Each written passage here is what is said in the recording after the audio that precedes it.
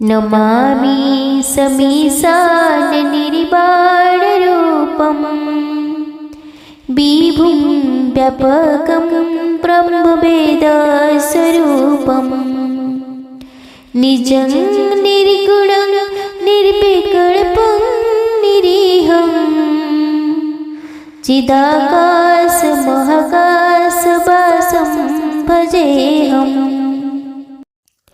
प्रिय बंधुगण, आज पवित्र मार्गशीर मास 18 नवेम्बर सोमवार रे महादेवंकर अपार कृपा आपण मानक उपरे सदा सर्वदा रहू, एहा ही मोर कामना। बंधुगण, महादेव को देवंकर देव महादेव कहुए, कारण एकाधार रे से ऊर्जा प्रदान करती एवं दरकार पड़िले संहारकर्ता मध्य पालटि जाती। तेणु एते गुड़िए गुण तांक मध्यरे निहित थिबारु तांकु देवदेव महादेव कहुए। बंधुगण, महादेवंकर पाखरे एते गुड़िए दैविक गुण अछि जहाकु मनुष्य जेते शिखिब सेते कम अटे। महादेव महायोगी अटंती, से तांडव मध्य करती, से बात्सल्य ढाली ओ तम पितार कर्तव्य मध्य करिथांती एवं कैलासरे जोग साधना रे मध्य लीन थांती। बंधुगण, महादेवंक चरित्ररु अनेक गुड़िए शिक्षणीय विषय मध्यरु जदि आमे किछि निज जीवन रे विनियोग करि परिबा ताहेले आमे सत्मार्ग रे निजर जीवन को निर्वाह करि परिबा। समुद्र मंथन समय रे बाहरी थिबा हलाहल विष को स्वयं महादेव निज कंठरे धारण करथिले ए संसारर मंगल पाए, जार प्रभाव रे तांकर कंठ नीलवर्ण हो जाइतिला। तेणु महादेवंकर अन्य नाम नीलकंठ अटे। एहार अर्थ अनेक समय रे मनुष्य जीवन को नेगेटिविटी आसी थाए। तेणु आमको सेही समय रे स्थिर चित्त होई निज भितरे नेगेटिविटी को धारण करी समस्त पाखरे पॉजिटिविटी रे रहिबा उचित। भगवान शिव देवतांक मध्यरे श्रेष्ठ एथिपाई, कारण तांकर पूजा देवता माने राक्षस अघोरी माने मध्य करिथांती एवं से कौनसी बाछ विचार न करी निजको भक्ति करुथिबा व्यक्तिंक अविलंबे वर प्रदान करथांती। एणु आमे यह शिक्षा करिबा उचित, जाति धर्म वर्ण निर्विशेष रे आमे समस्त को समान दृष्टि देखिबा उचित। तो बंधुगण, जदि आपणकर निद्रा आपे आपे ब्रह्म मुहूर्त रे भांगी जाउछि एवं प्रत्येक दिन एहिपरि घटुछि, ताहाले जानि नियंतु आपणको शिवक कृपा प्राप्त हेबाकु जाउछि। जदि आपणक घर को आपे आपे गोमातांकर आगमन होइथाए एवं ता सहित जदि बाछुरी थाए, एहिपरि किछि दिन घटुथाए, ताहेले जानि नियंतु आपणको शिवक कृपा प्राप्त होई आपणकर किछि उन्नति हेबाकु जाउछि। बंधुगण, जदि आपणकर अकस्मात कला पिंपुड़ी आपणक गृहरे आगमन करुछि एवं आपणक ठाकुर घरे कौनसी कोणरे रहुछन्ति एवं क्रमश वंश विस्तार करबाकु लागुछन्ति, ताहेले जानि नियंतु शिवक कृपा आपणक उपरे हेउछि। आपणक गृह को शुभाशुभ खबर आगमन हेबाकु जाउछि अति निकटरे आपण एहा प्राप्त करि परिबे। तेणु बंधुगण, देवदेव महादेव एमिति जड़े देवता ताहांको केवल जोड़िए दुधरा फूल एवं 5टी बेलपत्र मध्य संतुष्ट करिवे। बंधुगण, आज मार्गशीर मास सोमवार रे महादेवंकर एही पवित्र दिव्य शक्तिशाली मंत्र को एक माला व 108 थर जप करिले महादेवंक कृपा आपण ओ आपणक परिवार उपरे सदा सर्वदा रहइबो। एणु आसंतु एहाको 108 थर श्रवण करिबा। ता पूर्वरु सनातन धर्म सहित जोड़ी होई रहिबा पई लिसा महंती मोटिवेशनल लाइफ चैनल को सब्सक्राइब करी वीडियो को गोटे लाइक निश्चय कर दियंतु एवं कमेंट रे हर हर महादेव निश्चय लिखंतु। मो महादेव कहते ଡେରି ହେବ କିନ୍ତୁ ସବୁ ଠିକ୍ ହେବ। ଟିକେ ଧୈର୍ଯ୍ୟ ଧର, ନିଜର କର୍ମ ଉପରେ ଧ୍ୟାନ ଦିଅ। ହେ ଭୋଲେ ବାବା, ମୋତେ ସାହସ ଦିଅ, ବାକି ମୋର ପୁରା ବିଶ୍ୱାସ ଅଛି ଆପଣ ସବୁ ସମ୍ଭାଳି ନେବେ। ଓମ୍ ମୃତ୍ୟୁଞ୍ଜୟାୟ ରୁଦ୍ରାୟ ନୀଳକଣ୍ଠାୟ ସମ୍ଭବେ ଅମୃତିସାୟ ସର୍ବାୟ ମହାଦେବାୟ ते नमः। ओम मृत्युंजयाय रुद्राय नीलकंठाय संभवे अमृतिसाय सर्वाय महादेवाय ते नमः। ओम मृत्युंजयाय रुद्राय नीलकंठाय संभवे अमृतिसाय सर्वाय महादेवाय ते नमः। ओम मृत्युंजयाय रुद्राय नीलकंठाय संभवे अमृतिसाय सर्वाय महादेवाय ते नमः। ओम मृत्युंजयाय रुद्राय नीलकंठाय संभवे अमृतिसाय सर्वाय महादेवाय ते नमः। ओम मृत्युंजयाय रुद्राय नीलकंठाय संभवे अमृतिसाय सर्वाय महादेवाय ते नमः। ओम मृत्युंजयाय रुद्राय नीलकंठाय संभवे अमृतिसाय सर्वाय महादेवाय ते नमः। ओम मृत्युंजयाय रुद्राय नीलकंठाय संभवे अमृतिसाय सर्वाय महादेवाय ते नमः। ओम मृत्युंजयाय रुद्राय नीलकंठाय संभवे अमृतिसाय सर्वाय महादेवाय ते नमः। ओम मृत्युंजयाय रुद्राय नीलकंठाय संभवे अमृतिसाय सर्वाय महादेवाय ते नमः। ओम मृत्युंजयाय रुद्राय नीलकंठाय संभवे अमृतिसाय सर्वाय महादेवाय ते नमः। ओम मृत्युंजयाय रुद्राय नीलकंठाय संभवे अमृतिसाय सर्वाय महादेवाय ते नमः। ओम मृत्युंजयाय रुद्राय नीलकंठाय संभवे अमृतिसाय सर्वाय महादेवाय ते नमः।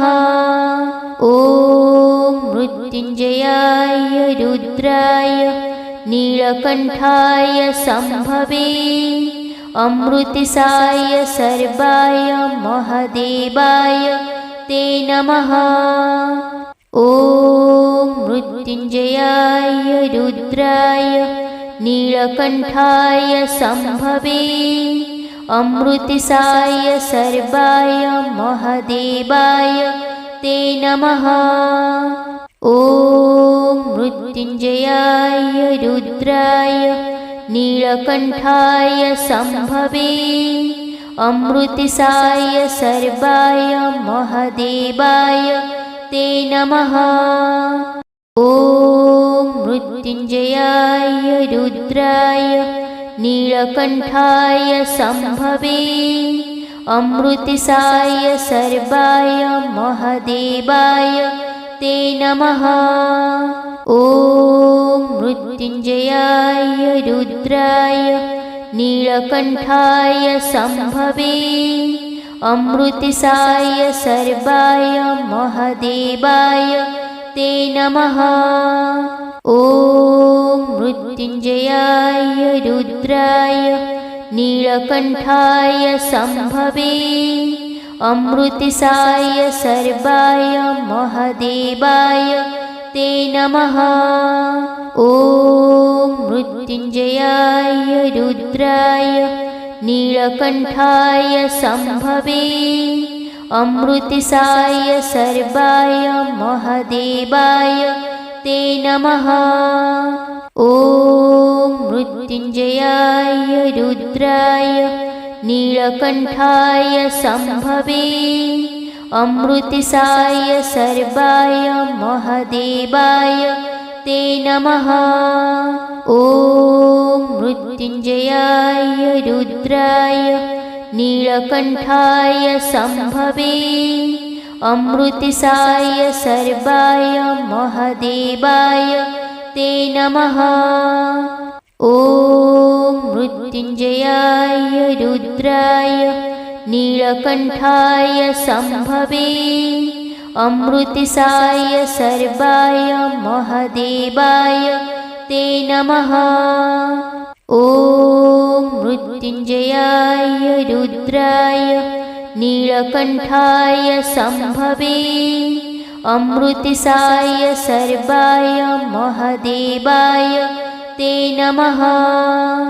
ॐ मृत्युञ्जयाय रुद्राय नीलकण्ठाय शम्भवे अमृतसाय सर्वाय महादेवाय ते नमः। ॐ मृत्युञ्जयाय रुद्राय नीलकण्ठाय शम्भवे अमृतसाय सर्वाय महादेवाय ते नमः।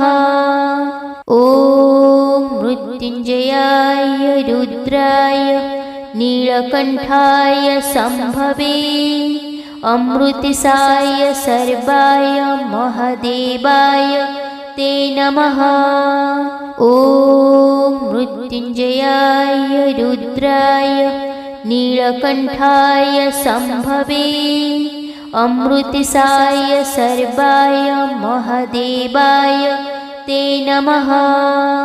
ॐ मृत्युञ्जयाय रुद्राय नीलकण्ठाय शम्भवे अमृतसाय सर्वाय महादेवाय ते नमः। ॐ मृत्युञ्जयाय रुद्राय नीलकण्ठाय शम्भवे अमृतसाय सर्वाय महादेवाय ते नमः। ॐ मृत्युञ्जयाय रुद्राय नीलकण्ठाय शम्भवे अमृतसाय सर्वाय महादेवाय ते नमः। ॐ मृत्युञ्जयाय रुद्राय नीलकण्ठाय शम्भवे अमृतसाय सर्वाय महादेवाय ते नमः। ॐ मृत्युञ्जयाय रुद्राय नीलकण्ठाय शम्भवे अमृतसाय सर्वाय महादेवाय ते नमः। ॐ मृत्युञ्जयाय रुद्राय नीलकण्ठाय शम्भवे अमृतसाय सर्वाय महादेवाय ते नमः। ॐ मृत्युञ्जयाय रुद्राय नीलकण्ठाय शम्भवे अमृतसाय सर्वाय महादेवाय ते नमः। ॐ मृत्युञ्जयाय रुद्राय नीलकण्ठाय शम्भवे अमृतसाय सर्वाय महादेवाय ते नमः। ॐ मृत्युञ्जयाय रुद्राय नीलकण्ठाय शम्भवे अमृतसाय सर्वाय महादेवाय ते नमः। ॐ मृत्युञ्जयाय रुद्राय नीलकण्ठाय सम्भवे अमृतसाय सर्वाय महादेवाय ते नमः। ॐ मृत्युञ्जयाय रुद्राय नीलकण्ठाय सम्भवे अमृतसाय सर्वाय महादेवाय ते नमः। ॐ मृत्युञ्जयाय रुद्राय नीलकण्ठाय सम्भवे अमृतसाय सर्वाय महादेवाय ते नमः। ॐ मृत्युञ्जयाय रुद्राय नीलकण्ठाय सम्भवे अमृतसाय सर्वाय महादेवाय ते नमः। ॐ मृत्युञ्जयाय रुद्राय नीलकण्ठाय सम्भवे अमृतसाय सर्वाय महादेवाय ते नमः। ॐ मृत्युञ्जयाय रुद्राय नीलकण्ठाय सम्भवे अमृतसाय सर्वाय महादेवाय ते नमः। ॐ मृत्युञ्जयाय रुद्राय नीलकण्ठाय सम्भवे अमृतसाय सर्वाय महादेवाय ते नमः। ॐ मृत्युञ्जयाय रुद्राय नीलकण्ठाय सम्भवे अमृतसाय सर्वाय महादेवाय ते नमः। ॐ मृत्युञ्जयाय रुद्राय नीलकण्ठाय सम्भवे अमृतसाय सर्वाय महादेवाय ते नमः। ॐ मृत्युञ्जयाय रुद्राय नीलकण्ठाय सम्भवे अमृतसाय सर्वाय महादेवाय ते नमः। ॐ मृत्युञ्जयाय रुद्राय नीलकण्ठाय सम्भवे अमृतसाय सर्वाय महादेवाय ते नमः। ॐ मृत्युञ्जयाय रुद्राय नीलकण्ठाय सम्भवे अमृतसाय सर्वाय महादेवाय ते नमः। ॐ मृत्युञ्जयाय रुद्राय नीलकण्ठाय सम्भवे अमृतसाय सर्वाय महादेवाय ते नमः। ॐ मृत्युञ्जयाय रुद्राय नीलकण्ठाय सम्भवे अमृतसाय सर्वाय महादेवाय ते नमः। ॐ मृत्युञ्जयाय रुद्राय नीलकण्ठाय सम्भवे अमृतसाय सर्वाय महादेवाय ते नमः। ॐ मृत्युञ्जयाय रुद्राय नीलकण्ठाय सम्भवे अमृतसाय सर्वाय महादेवाय ते नमः। ॐ मृत्युञ्जयाय रुद्राय नीलकण्ठाय सम्भवे अमृतसाय सर्वाय महादेवाय ते नमः। ॐ मृत्युञ्जयाय रुद्राय नीलकण्ठाय सम्भवे अमृतसाय सर्वाय महादेवाय ते नमः। ॐ मृत्युञ्जयाय रुद्राय नीलकण्ठाय सम्भवे अमृतसाय सर्वाय महादेवाय ते नमः। ॐ मृत्युञ्जयाय रुद्राय नीलकण्ठाय सम्भवे अमृतसाय सर्वाय महादेवाय ते नमः। ॐ मृत्युञ्जयाय रुद्राय नीलकण्ठाय सम्भवे अमृतसाय सर्वाय महादेवाय ते नमः। ॐ मृत्युञ्जयाय रुद्राय नीलकण्ठाय सम्भवे अमृतसाय सर्वाय महादेवाय ते नमः।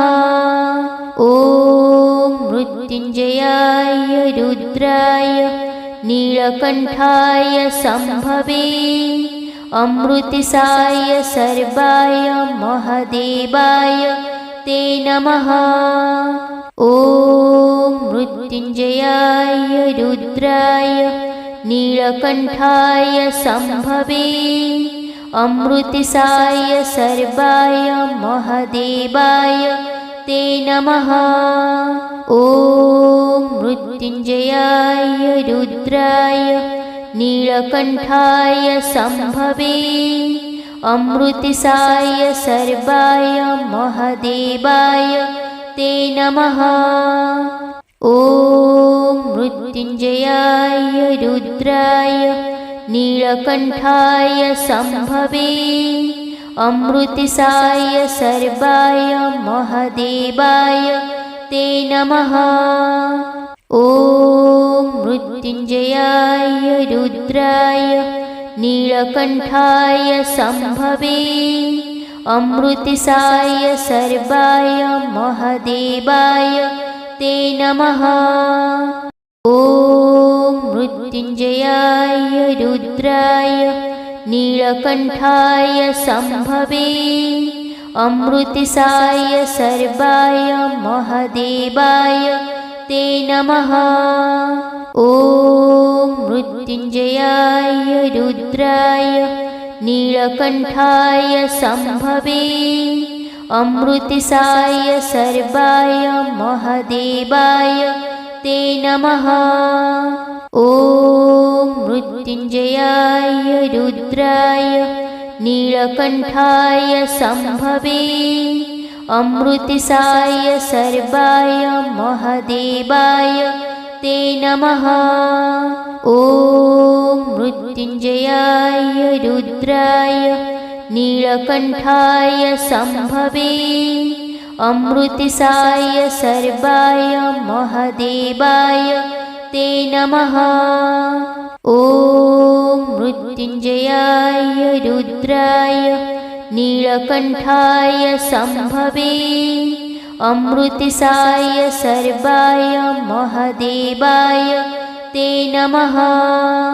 ॐ मृत्युञ्जयाय रुद्राय नीलकण्ठाय सम्भवे अमृतसाय सर्वाय महादेवाय ते नमः।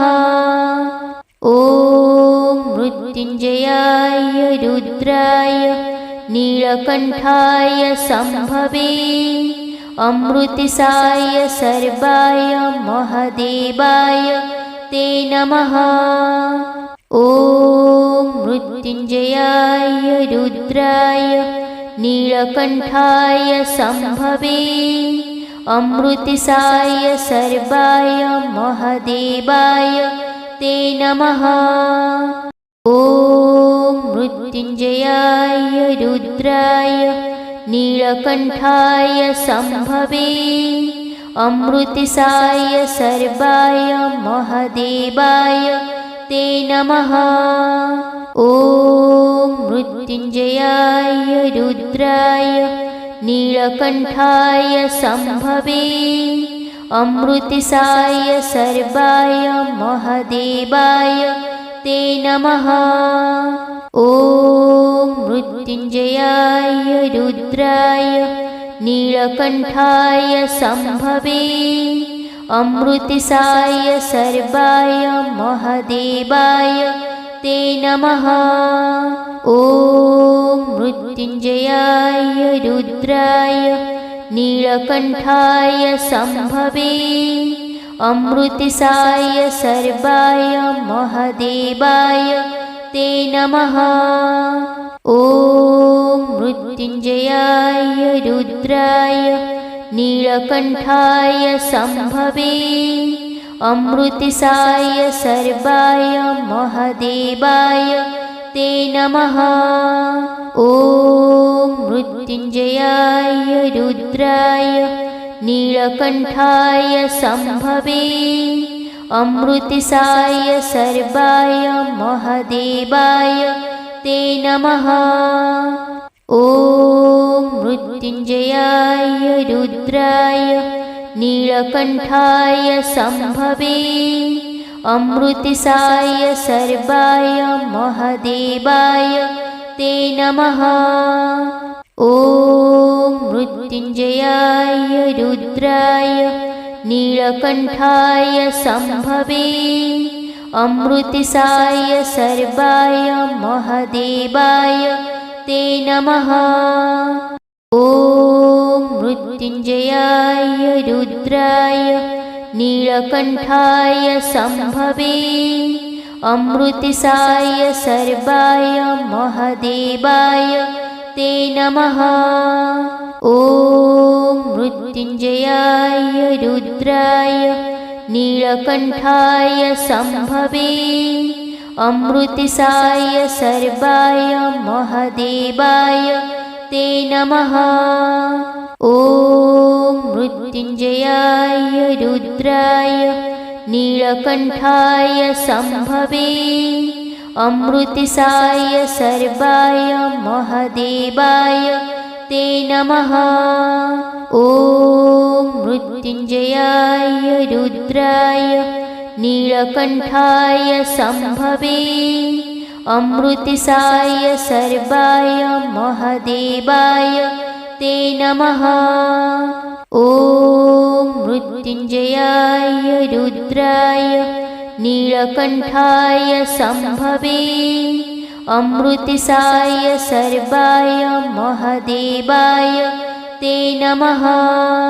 ॐ मृत्युञ्जयाय रुद्राय नीलकण्ठाय शम्भवे अमृतसाय सर्वाय महादेवाय ते नमः। ॐ मृत्युञ्जयाय रुद्राय नीलकण्ठाय शम्भवे अमृतसाय सर्वाय महादेवाय ते नमः। ॐ मृत्युञ्जयाय रुद्राय नीलकण्ठाय शम्भवे अमृतसाय सर्वाय महादेवाय ते नमः। ॐ मृत्युञ्जयाय रुद्राय नीलकण्ठाय शम्भवे अमृतसाय सर्वाय महादेवाय ते नमः। ॐ मृत्युञ्जयाय रुद्राय नीलकण्ठाय शम्भवे अमृतसाय सर्वाय महादेवाय ते नमः।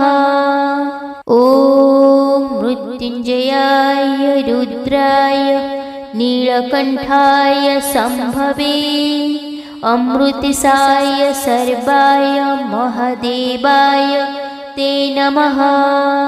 ॐ मृत्युञ्जयाय रुद्राय नीलकण्ठाय शम्भवे अमृतसाय सर्वाय महादेवाय ते नमः। ॐ मृत्युञ्जयाय रुद्राय नीलकण्ठाय शम्भवे अमृतसाय सर्वाय महादेवाय ते नमः। ॐ मृत्युञ्जयाय रुद्राय नीलकण्ठाय शम्भवे अमृतसाय सर्वाय महादेवाय ते नमः। ॐ मृत्युञ्जयाय रुद्राय नीलकण्ठाय शम्भवे अमृतसाय सर्वाय महादेवाय ते नमः। ॐ मृत्युञ्जयाय रुद्राय नीलकण्ठाय शम्भवे अमृतसाय सर्वाय महादेवाय ते नमः।